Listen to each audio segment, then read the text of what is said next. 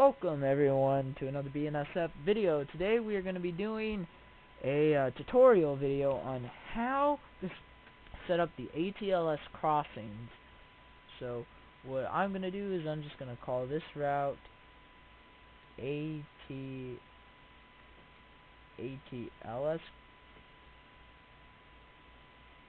tutorial. I spelled that wrong probably, but oh well. So then we're just going to click OK. There's the route. Okay, it's just a giant grid. Now, what I'm going to do is I'm just going to go in. We're going to put together. I like using jointed rail content, by the way, because they are really good content creators. So, we're going to make our track here. Again, this is just a tutorial, so I'm not going to try to make it look nice. I'm just going to try to make it look presentable so I can show you what you're doing when you do this. Okay, so you have your JR track, and I like to use 2 tracks because 2 tracks is fun. 1 track is dumb. So just place that right about there. Alright, here's what you do. So, one thing you're going to know for me, I can't get them to set up correctly, and they're just retarded. So we're going to start out with our road.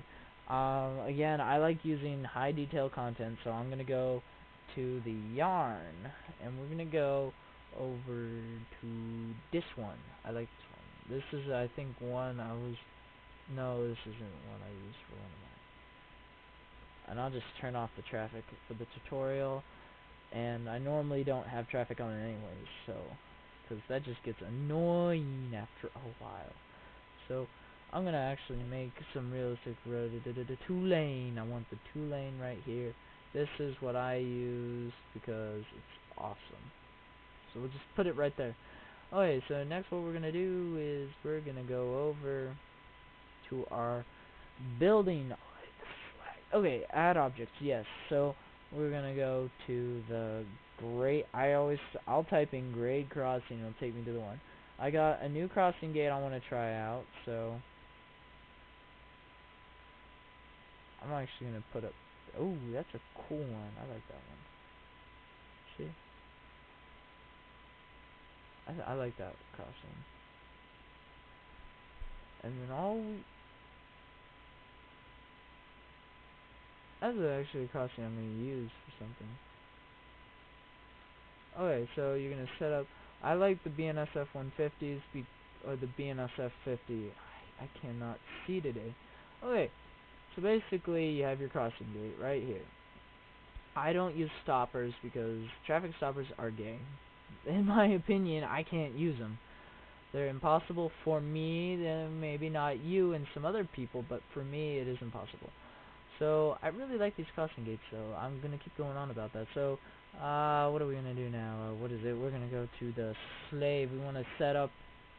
Here's how I always set it up. On the left side, you don't have to do it exactly. It doesn't matter which side you set up the slave or the controller, but I put the slave like right there so it has a little bit of room. Tell me if I'm going a little fast. So ATLS traffic stopper. I do recommend you watch the whole video because this is gonna be a little bit in detail. This will go through how to set everything up. So I'm gonna go through and I'm just gonna get the basics set up so you don't have to watch. Alright, so I've got some basic stuff set up. I got the Trainz put out, and I'm just gonna show you what you need to do now. It's actually it's pretty simple from here on how I do it. As long as you're not messing with stoppers, it shouldn't take you too long. So type in track eraser in the search engine, and then you click on that, and you're gonna connect the crossing gates like this.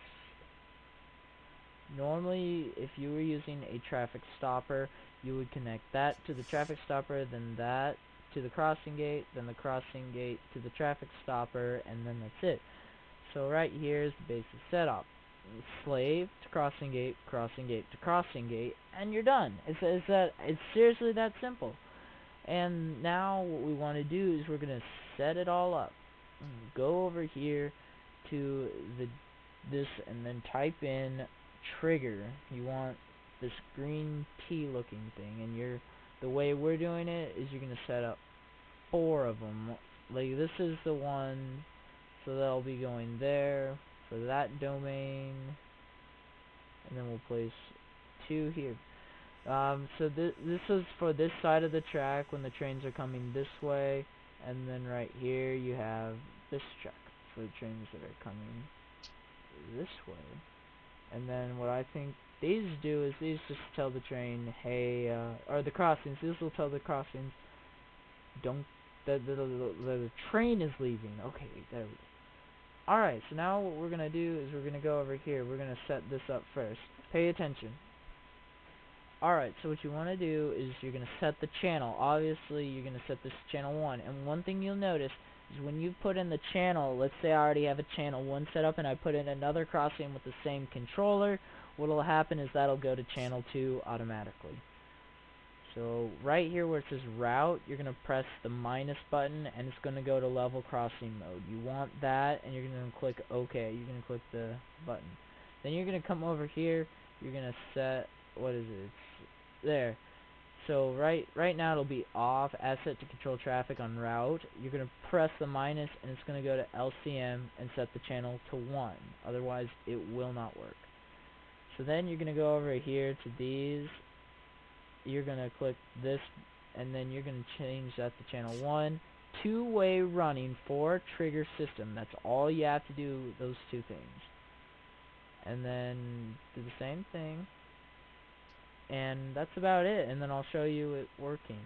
Oh, I forgot to mention, do the same thing over here with these triggers, and then and then the triggers on the other side. All triggers have to be set to channel 1 unless your controller is on a different channel. It has to match the channel your controller is on. Okay, so as you see, one of the trains has already activated a trigger, and I'm gonna show you that.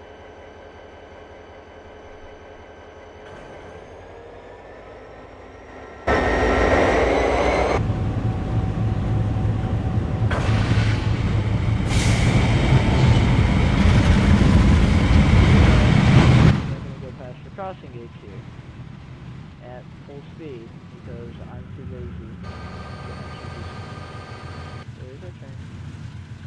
So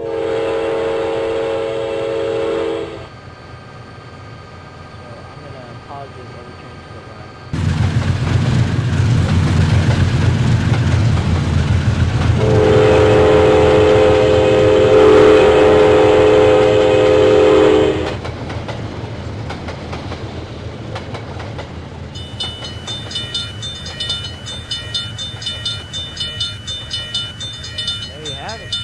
It works. So it just proves you don't need a stopper for anything. That's about it. So thanks for watching. If you have any questions, please feel free to email me.